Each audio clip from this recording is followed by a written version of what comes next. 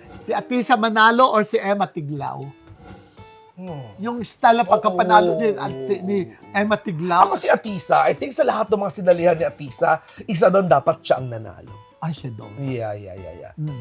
As compared kay Emma, yung si Emma parang yung feeling ko kay Catriona, yung parang panalo na to. Lalo yung Sagao, no naman siya Sagao, ito na panalo. Kasi nga, Tapos chumukchak pa sa Q&A. kasi alam naman ni Emma Tiglao kung paano mananalo for that particular title. Yeah. Alam mo naman ang hinahanap ko, Yung di ba? aure. Mas bakla ka, mas trans-looking ka, mas gusto nila yun. Ako ito, parang feeling ko ang laki ang ganda ng laban ni Atisa. Ang galing ng laban ni Atisa nung katatapos na Miss. So, ano masasabi mo sa pagiging judge ng Filipino judge sa kaibigan natin?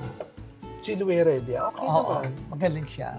Pero bakit may nagtatanong? Marami nagtataka ko bakit siya. Oo, bakit nga? Wala tayong magagawa. Ako din nagtaka ko, Louie Heredia. Pero alam ko si kasi noon, diehard, fanatic yun ng beauty contest eh.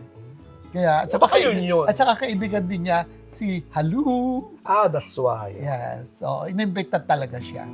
Yan. Kung ikaw si Laila de Lima, alam mo nung araw, ano pa dito electoral judge, election judge pa ito noon. Nasa akin na ito, dinadamitan ko na siya.